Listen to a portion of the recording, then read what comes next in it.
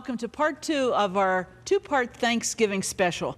I hope that you're planning for a very special day with your family and friends.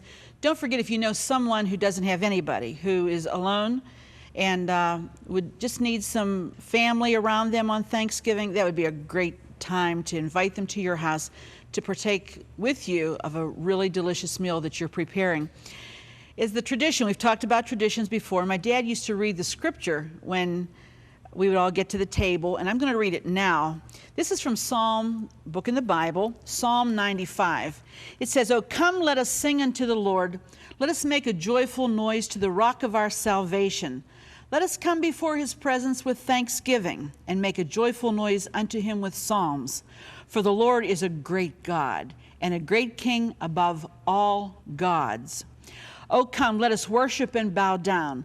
Let us kneel before the Lord our Maker, for he is our God, and we are the people of his pasture and the sheep of his hand." What good words that's from God's word. And if you start out your Thanksgiving dinner, it will set the tone if you just read a portion of scripture. And it also teaches your children the importance that you're living your lives pleasing, hopefully, to this book, what God requires of us. Well, today we're going to get started. We've got lots of things to cover. But today, the center of attention is our turkey. And we're going to show you some cornbread pecan dressing and a whole lot more in just a minute. We'll be right back. Here's today's at-home hint.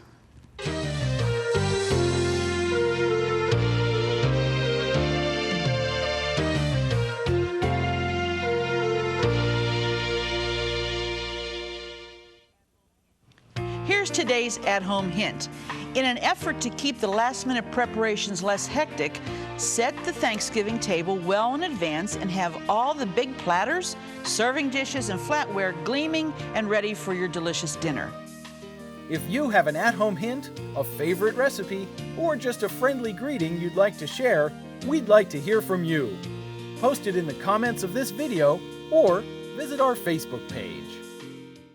Well, the center of attention is our turkey. This is Tom, we lovingly and affectionately call him. But he is meticulously clean. And ladies, get your husband to do that. You know, that is a big help if you say, "Okay, honey, will you please clean this turkey?" And I suggest that you clean him thoroughly. Paul does this for me. And then you want to take a paper towel and dry the inside once you've cleaned them well. Tell you what I like. In the turkey, I like this little guy because then you never end up with a raw turkey or an uncooked turkey, and it's safe. This is it pops out when it's done, and then you don't have to any guesswork to it. So if you can, buy the turkeys that have the little pop-out reminder. And we're just going to take some salt. You always have to salt the inside of the turkey. Okay, and you just want to sprinkle it around in there. If there's any little bruises and stuff, just cut it off because you don't want that bruised skin. And if there's any little bits of turkey feathers or the little quill part, clean them up. You can see he's really nice, and he's about 12 pounds. And we've cleaned both ends. Don't take that little bag out. Now, don't forget, you don't want to cook it with that little giblet bag in there. Okay, he's ready. Now we're going to make our dressing. And what we've decided to do this time is make a cornbread pecan dressing. And just for time's sake, I've gone ahead and done some things. We've taken about 4 pieces of thick sliced bacon, and we did them very crisp in the pan. Then we took 2 cups of onion and 2 cups of celery, and we browned it in the drippings from the bacon. And you cook that about 5, 6, 7 minutes. It has to be really well done. We've added some thyme to this, or thyme, whichever you want to pronounce it. We added a half a teaspoon of that, half a teaspoon of salt, and a half a teaspoon of freshly ground pepper to this, and we cooked it. Now what we're going to do, also what we did, we made our own homemade cornbread. And I've included that recipe for you. You make it out of cornmeal, and then you crumble it, just like we have here. You can make this a day ahead. In fact, this whole dressing can be made a day ahead, covered and put in the refrigerator. Then in the morning, when it's time to put the turkey on, you bring it out. You don't have so much to prepare before you actually get the turkey in the oven. Now you say, why is this called dressing? Well, someone wrote to me and said, the first helping is called dressing. The second helping is called filling. And the third helping is called stuffing. So there's a little gauge to let you know at what point you are on Thanksgiving Day. Is this dressing, filling, or is this just good old stuffing? But anyway, we're going to add that to our cornbread, which we've done. Go ahead and turn this off. And next we're going to add the bacon that we did crisp. That goes in there. And about 1/4 cup of parsley, just chopped fine. And toasted pecans or walnuts. You put them on a cookie sheet, put them in the oven, 350 for about 10-15 minutes, and they get toasted. And we want 3/4 cup of that. And then 1 can of chicken broth. Just pour it in. It's so simple, but it's so good. The nice thing about this dressing, it's a moist dressing.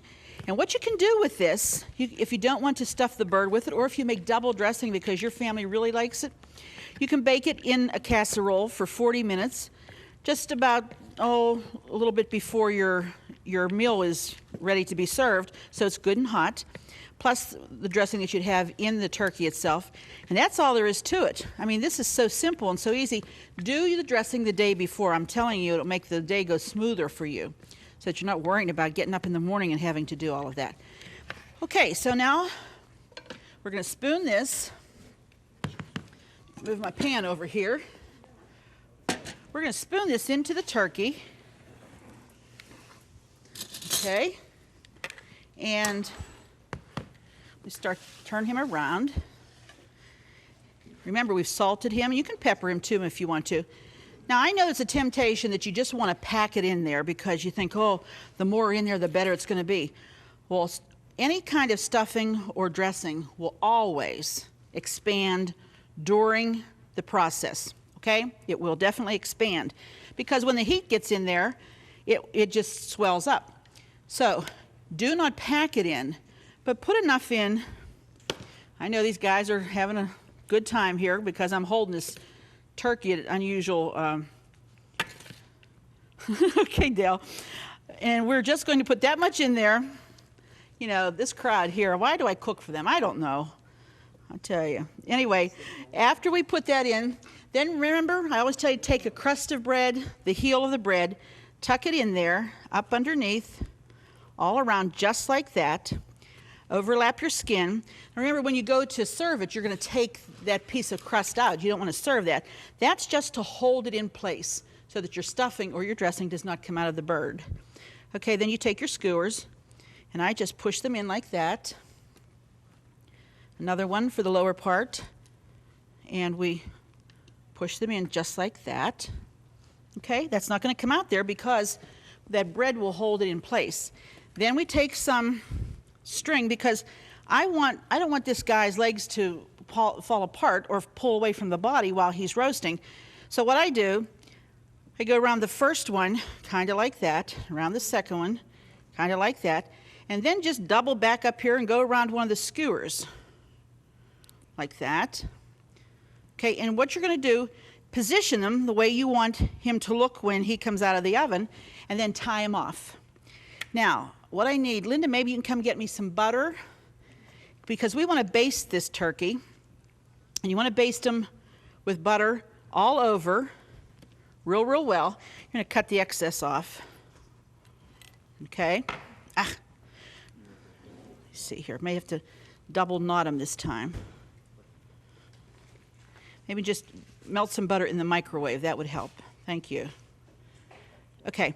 Now, once you have this side done, we're going to turn them around, and we're going to stuff this end too, the neck part.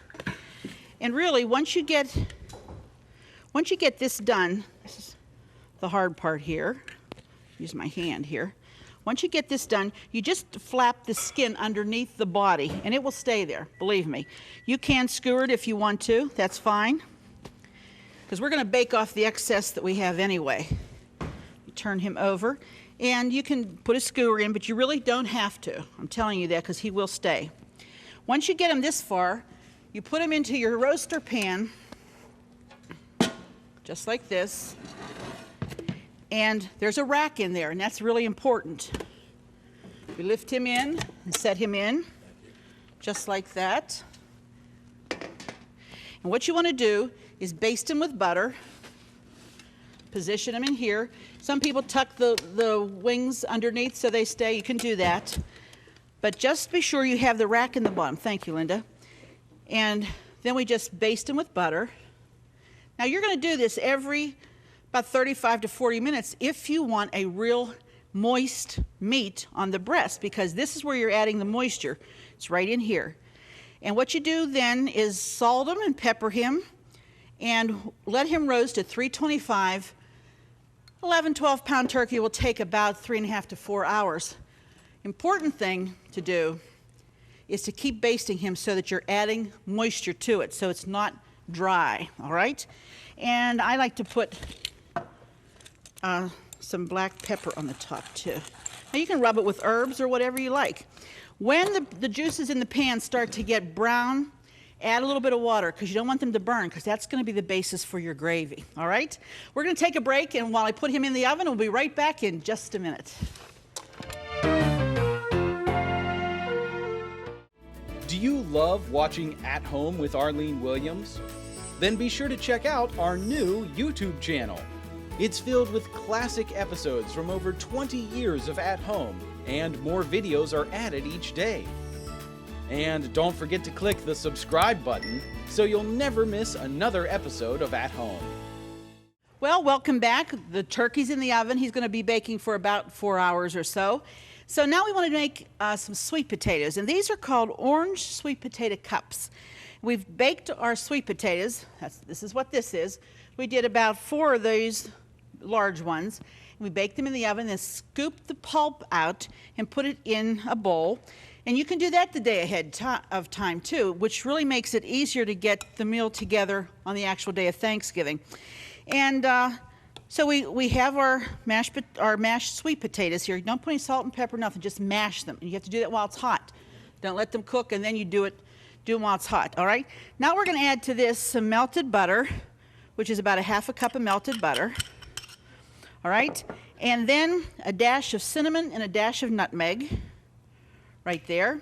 Also, this is 1 cup of sugar. This makes a lot.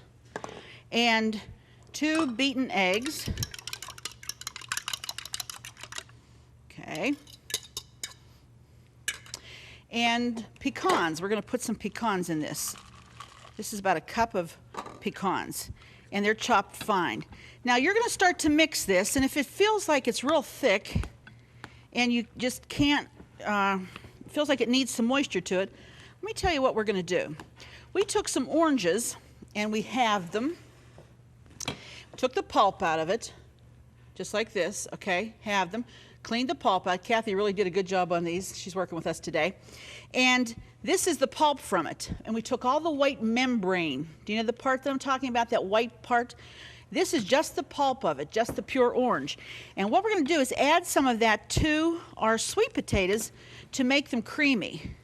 I think this is going to be a real good taste. And you wouldn't add all of that. That's probably, this is about 6 oranges. This will make enough for 12 servings, because you would serve 1/2 of an orange per person. But this is what we're doing.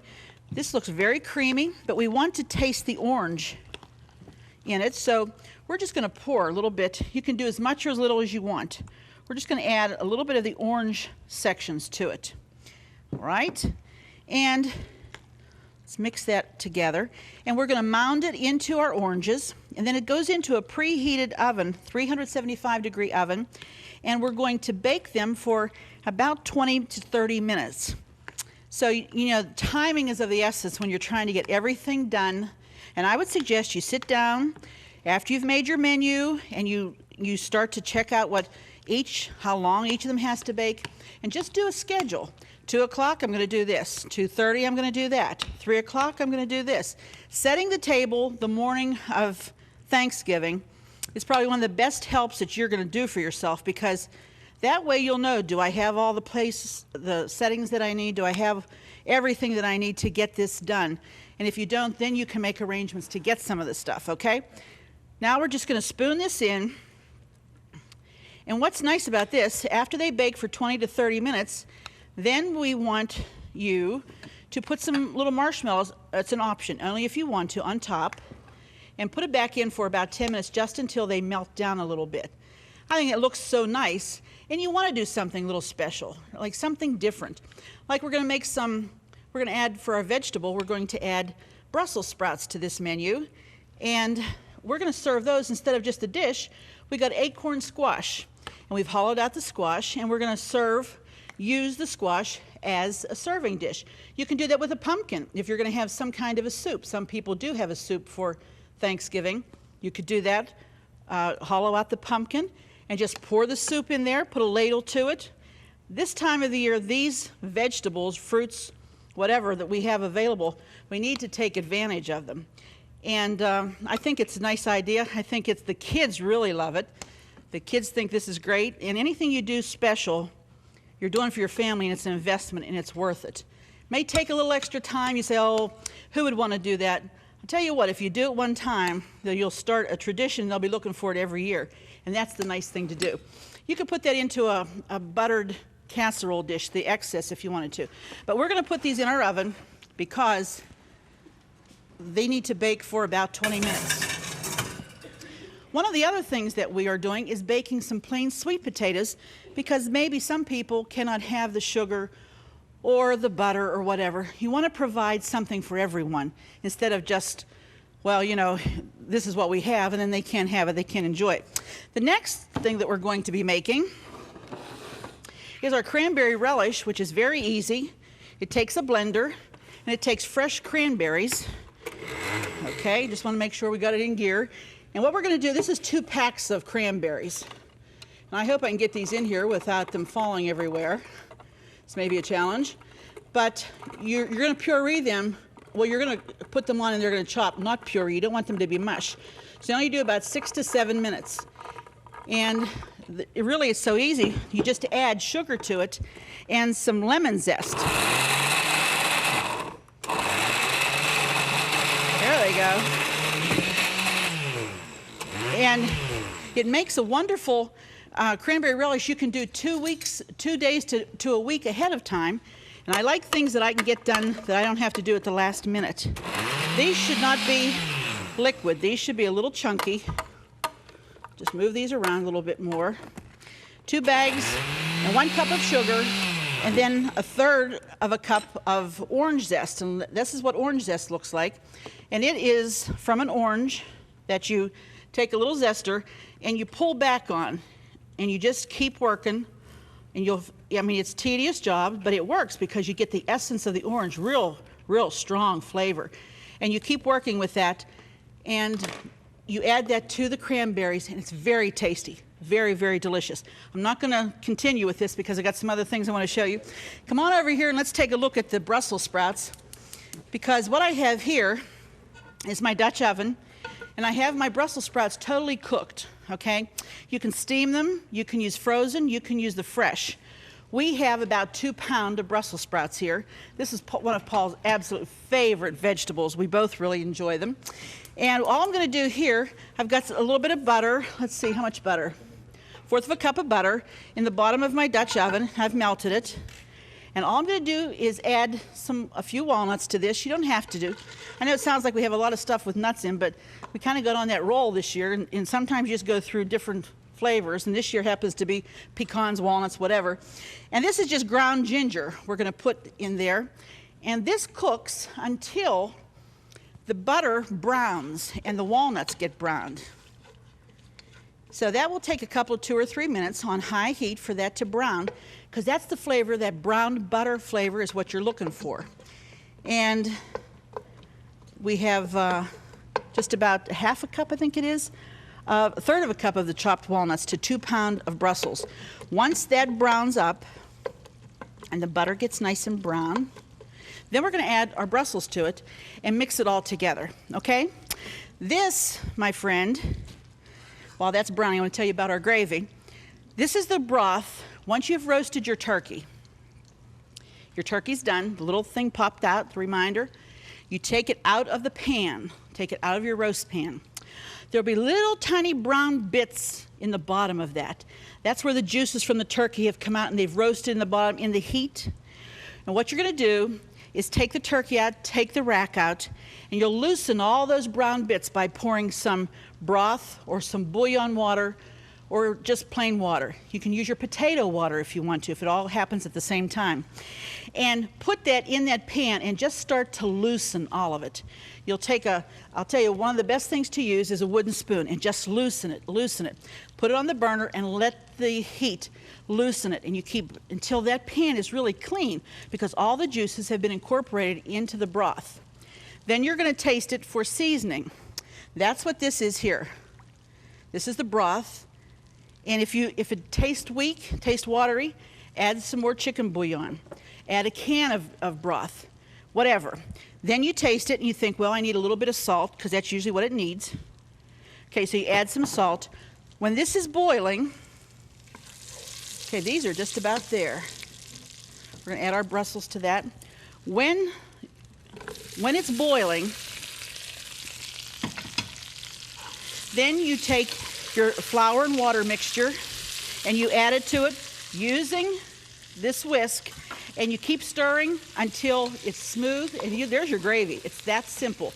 Let it cook for 1 minute longer, and you've got the best turkey gravy. Make a big pan full because you're going to want it for warm-ups afterwards. Well, we'll be back in just a minute with the grand finale, the whole Thanksgiving dinner, so stay with us.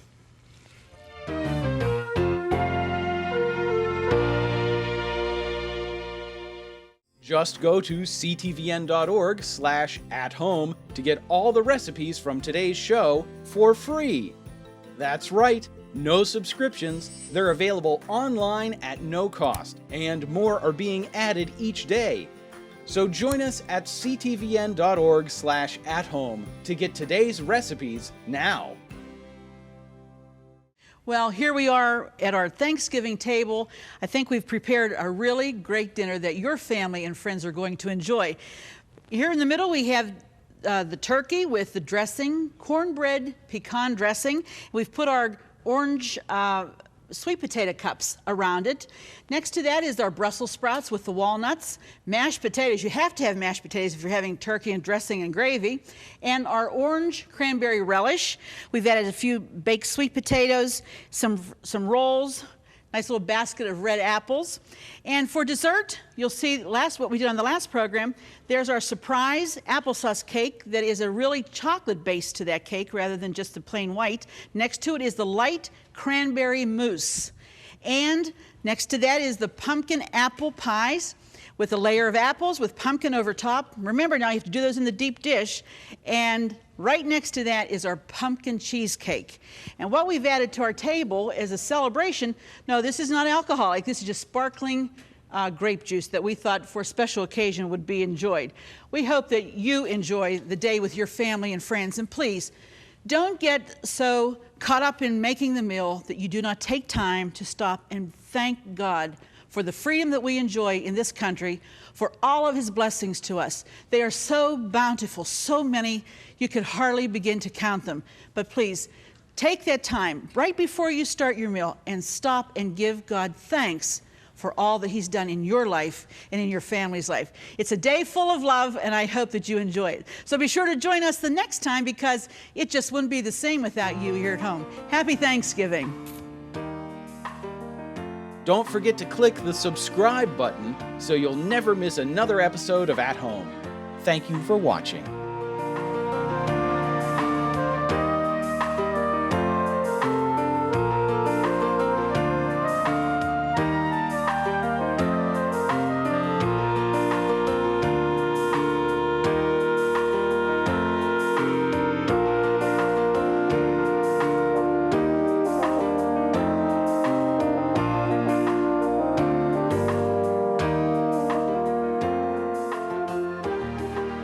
Fresh produce provided by Jordan Banana, wholesalers of fresh fruit and vegetables in Dravosburg, Pennsylvania.